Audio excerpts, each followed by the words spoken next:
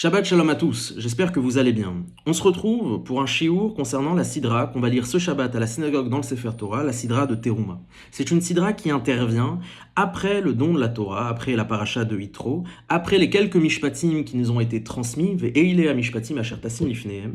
Et la paracha de la semaine dernière finissait donc avec cette invitation faite à Moïse de rejoindre Akadosh Baruch Hu Hashem sur le mont Sinaï, pendant une durée qu'on connaît tous, de 40 jours et de 40 nuits. Arbaim yom ve'arbaim laila. En l'occurrence, notre paracha, elle commence avec une exhortation, une invitation des Bnei Israël via Moïse à venir participer à l'ensemble des matières premières, à la collecte des matières premières qui permettront la construction du Mishkan. Le Mishkan, qui est quelque part la version portative du Beth Amikdash, qui a accompagné les Bnei Israël durant toutes leurs pérégrinations dans le désert. En l'occurrence, toutes les matières premières ont été récoltées, et parmi elles, on va retrouver de l'or, de l'argent, zahav, vachesef, unchoshet, du cuivre. On va retrouver également des tentures faites de bleu azur, faites de rouge pourpre, de rouge écarlate, de blanc, treled, vergaman, vetolarat shani, veshesh verizim. On va retrouver également des huiles, shemen amishra, shemen lamaor. On va retrouver également des pierres précieuses, Avnei Shoam, Avnei Amilouim, la Ephod, la Choshen, tout un tas de matières premières qui vont nous permettre la construction, l'élaboration de ce fameux sanctuaire.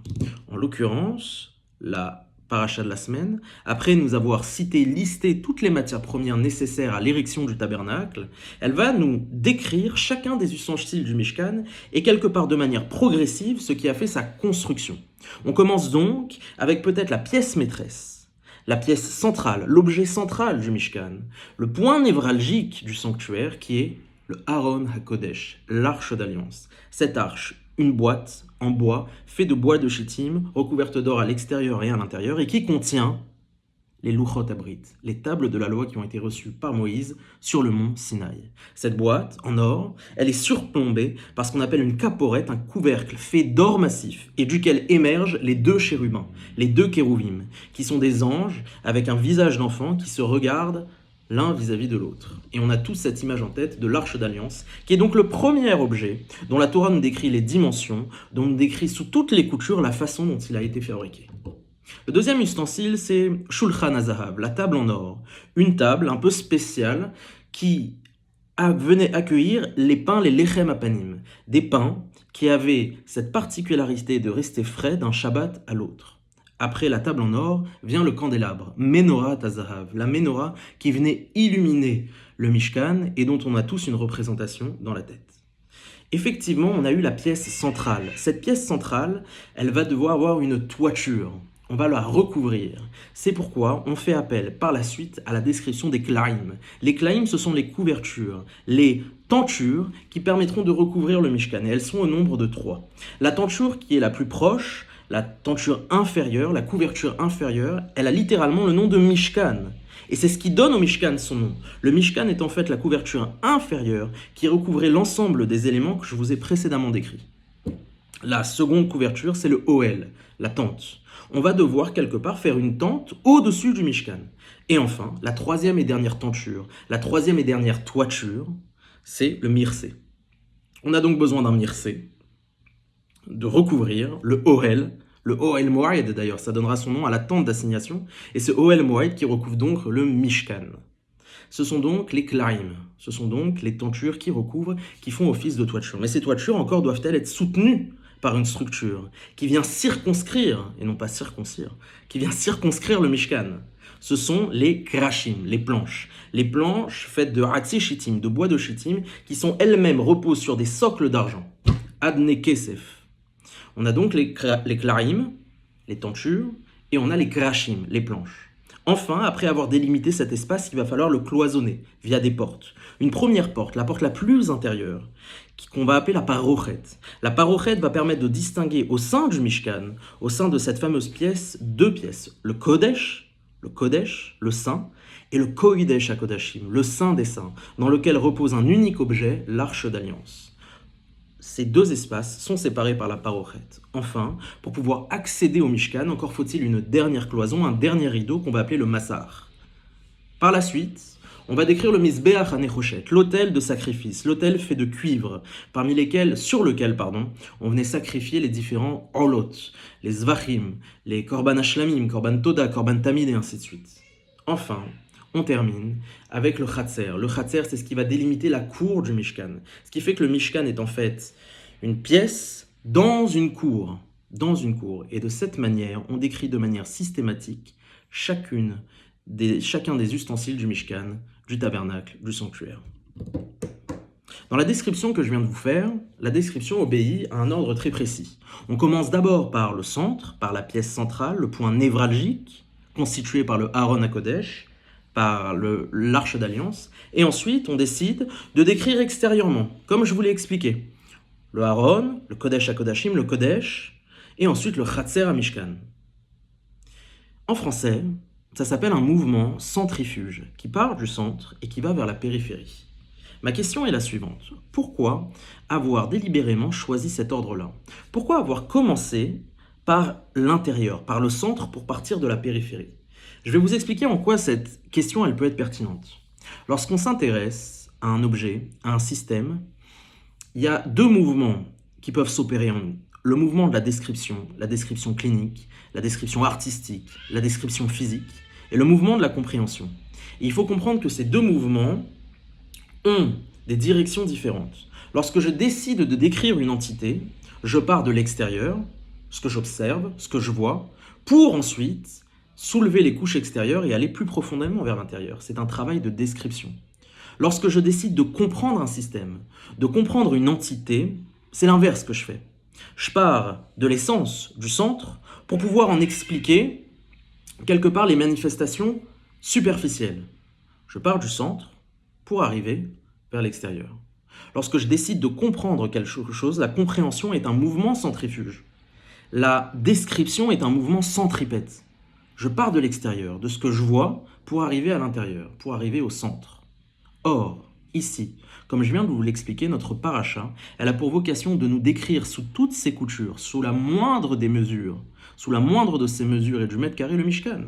Puisque c'est une paracha de description, pourquoi obéir à une description centrifuge, un mouvement centrifuge? Pourquoi partir du centre vers la périphérie? Au contraire, quand je décris quelque chose, d'abord je décris l'extérieur et ensuite je m'intéresse à l'intérieur.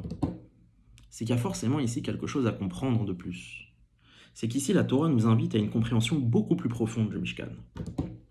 Et l'idée de ce shiur, ça va être de comprendre, ça va être justement de toucher du doigt cette compréhension que la Torah nous invite à avoir.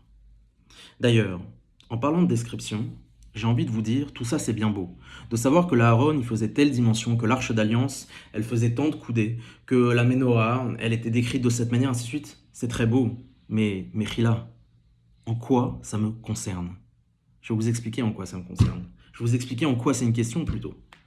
Qui était disposé à construire le Mishkan? Il y a deux personnes qui ont été impliquées dans ça, pas plus. Moïse, Moshe Rabbeinu, qui a reçu les instructions, qui a été quelque part le chef de chantier, l'architecte, et l'exécutant, l'artisan, l'orfèvre, Betzalel ben Uri ben Hur, l'arrière-petit-fils de Myriam, autrement dit l'arrière-petit-neveu de Moïse lui-même. Ils étaient deux.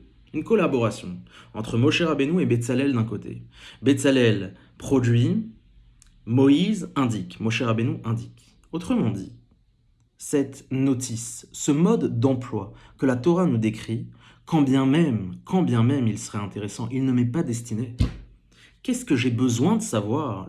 Qu'est-ce que j'ai besoin de connaître les dimensions de la menorah? Qu'est-ce que j'ai besoin de connaître les dimensions du Aaron? En quoi ça me concerne? En quoi ça me concerne? À la rigueur, ça concerne Moshe, à la rigueur, ça concerne Betzalel, mais tous ces détails, ce sens du détail qui est poussé au paroxysme, je veux dire, est-ce qu'on en a besoin? Est-ce que ça nous concerne? Quel rapport avec nous-mêmes? La Torah, c'est un livre qui a pour vocation de s'adresser à l'ensemble des Bnei Israël. À travers des valeurs morales, qu'on nous décrit le comportement des Avot HaKadoshim, des patriarches, à travers les règles, Chukim ve Mishpatim, mais les mesures, quand bien même c'est important. En quoi ça m'est destiné? En quoi ça me concerne? En quoi je suis concerné à comment on fabrique une menorah? Demain, je vais fabriquer une menorah. Demain, je vais fabriquer une arche d'alliance. Non. Alors pourquoi tu m'en parles? Pourquoi en faire une paracha? À la rigueur pour Moshe, pour Betzalel. C'est pour eux que c'est destiné. Alors d'aucuns pourraient dire, c'est pas tant un mode d'emploi ou une notice dont il s'agit là, mais peut-être d'un cahier des charges. Comme je vous l'ai expliqué au début de la paracha, Akadosh Baruch Hu demande au Bnei Israël de rapporter les matières premières, les pierres précieuses, les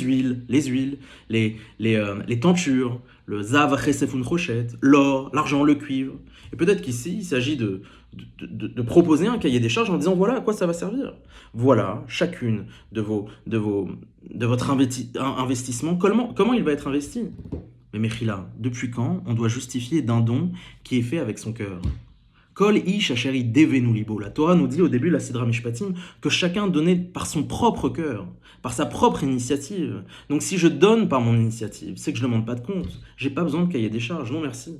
J'ai pas besoin de ça, ça vient casser justement cette nedava, ce mouvement de nedava, de don volontaire. Donc de dire que c'est un cahier des charges, ce serait une aberration. Ce serait contre-intuitif par rapport au message de la Torah au début de la paracha. De dire que c'est un mode d'emploi, une notice, pourquoi pas, mais ça m'est pas destiné.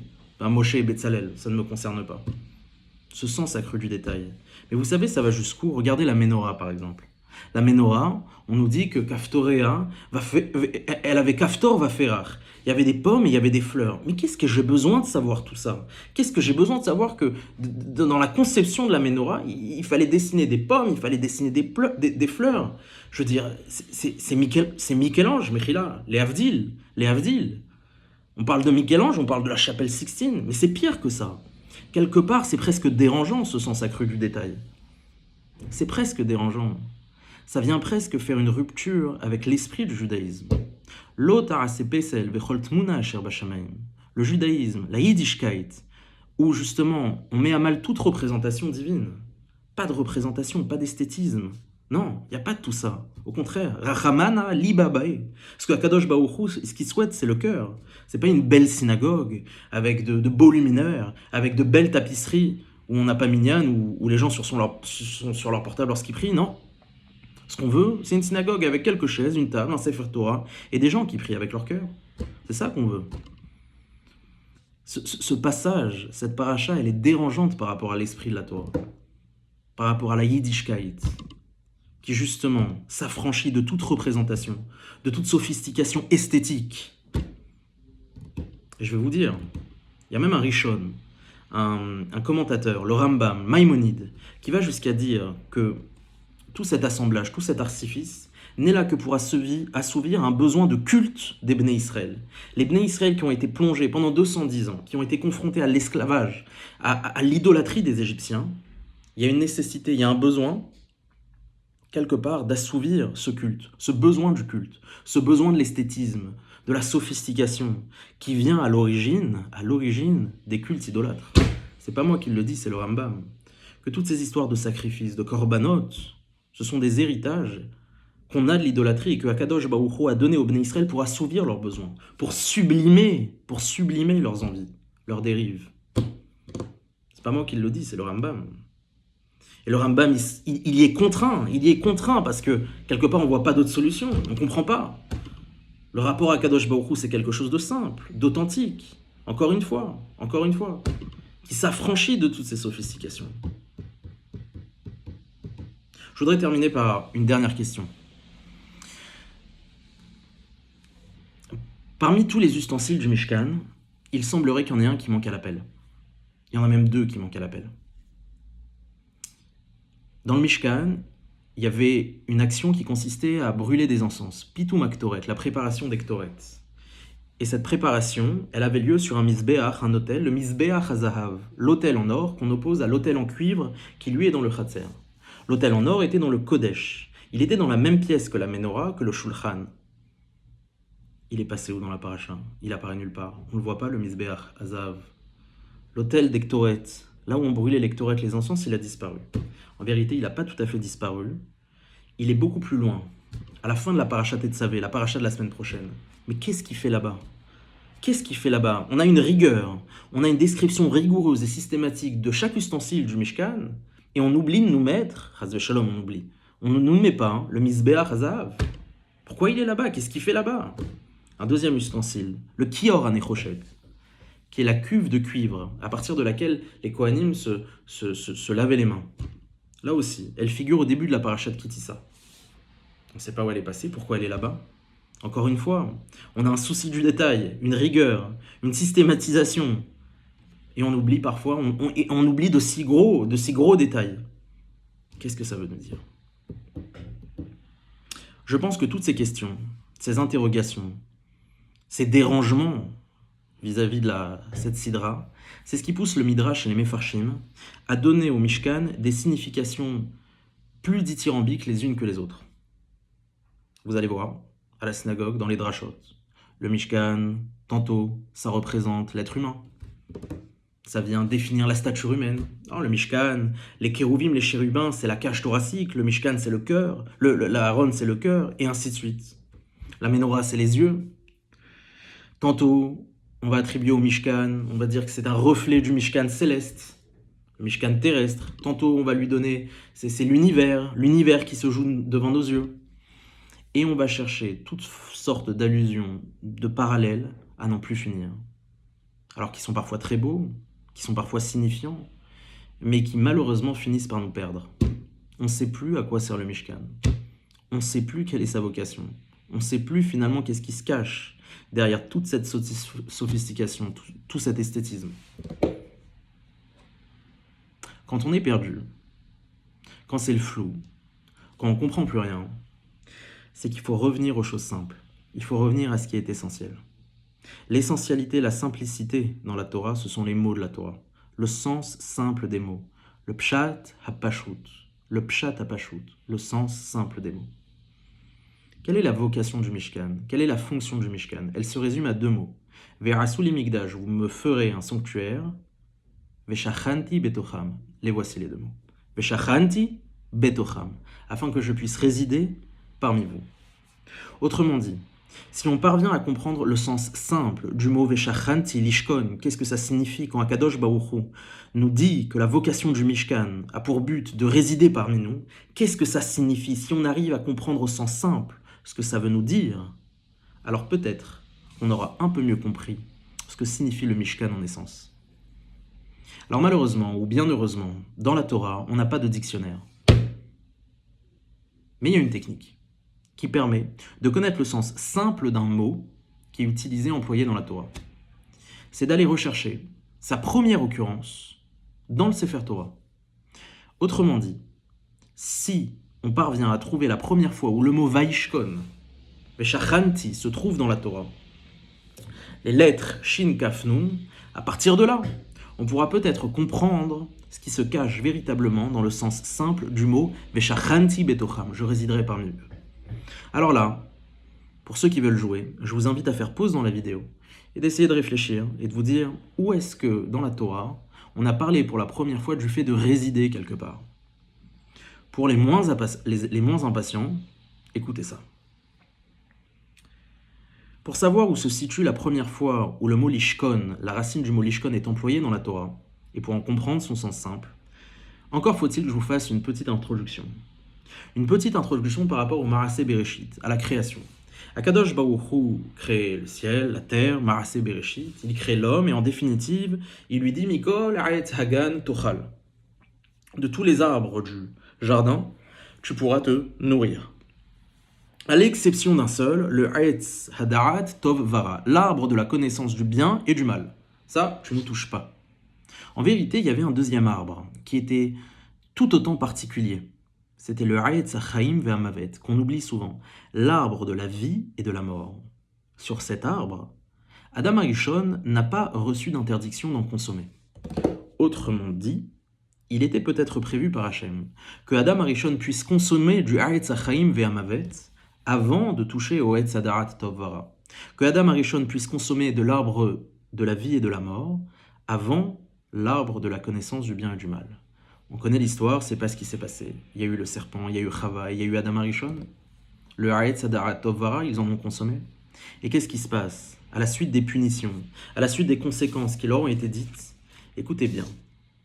Vaigaresh et Ha'adam. À partir de là, l'homme s'est séparé. Il y a eu un Gerouche. Gerouche, une expulsion, une séparation. D'où le mot d'ailleurs Girushin, divorce. Il y a eu un divorce. L'histoire du Gan Eden, l'histoire de la faute d'Adam Arishon, c'est avant tout une histoire de divorce. Conséquence de ce divorce. Vaishkon mikedem le Gan Eden. Adam Arishon s'est déplacé, s'est installé à l'est du Gan Eden, du Jardin d'Éden. C'est la première fois, la première occurrence du mot shochen, résider. Autrement dit, ce mot vient traduire les conséquences du divorce, de la séparation entre l'humain et le divin, entre Adam et Hachem. La mise à l'écart. La mise à l'écart, la chambre à part. L'homme et Dieu font désormais chambre à part. Mesure d'éloignement. C'est ça le Vaishkon. Le sens simple, c'est un déplacement qui implique un éloignement. Ça a été la conséquence du girouche, du divorce, qui a été consommé lors de la consommation du Eitz Hadarat Tov Vara, de l'arbre de la connaissance du bien et du mal. Première occurrence. Mais c'est pas tout. Et quand j'ai vu la suite, personnellement, j'ai eu des étoiles dans les yeux. Dans ce même verset, où apparaît pour la première fois le mot Vaishkon, les shachen, résider, apparaît également le mot Keruvim, les chérubins.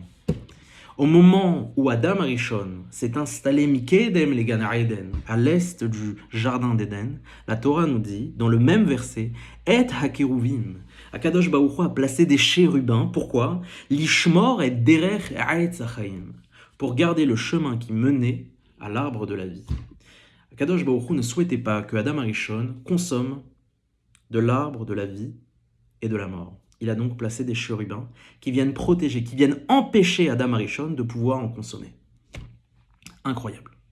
Une similitude dans les mots. Les mêmes mots qui se trouvent dans notre paracha de Teruma se trouvent pour la première fois au sujet du Gan Eden, dans les conséquences de la faute d'Adam Arishon. Est-ce que vous voyez qu'on est en train d'avoir une réelle et authentique piste? Et en vérité, écoutez bien, le Kodesh HaKodashim, je vous ai décrit les ustensiles. Mais dans ces pièces, on a le sentiment et on a l'impression qu'il y a un appel à notre sensorialité. Je m'explique. Le Aaron HaKodesh, l'arche d'alliance, avait pour vocation notamment que Akadosh Baruch Hu puisse s'exprimer au travers des chérubins et avoir un dialogue avec Moïse. Moïse conversait avec Hachem à travers l'arche d'alliance. C'était le premier téléphone. L'arche d'alliance, qui mobilise donc l'ouïe. On a ensuite le shulchan, la table, sur laquelle il y a des pains qui restent frais d'un Shabbat à l'autre, où on mobilise donc le goût des pains. La menorah qui a, menorah tazahav, qui a pour fonction d'éclairer la vue. Et le Mizbeach Haktoret, l'autel des encens, qui a pour vocation de susciter l'odorat. L'ouïe, le goût, la vue et l'odorat. Le Kodesh HaKodashim et le Kodesh sont un appel à nos sens. Mais pourquoi? Pourquoi toute cette sensorialité? Parce qu'en vérité, les amis, le Kodesh HaKodashim, le Mishkan, n'est rien d'autre qu'une reproduction du Gan Eden. On est dans un jardin. On est dans un jardin avec l'odeur des fleurs, la couleur des arbres, la lumière du soleil et la voix d'Hachem.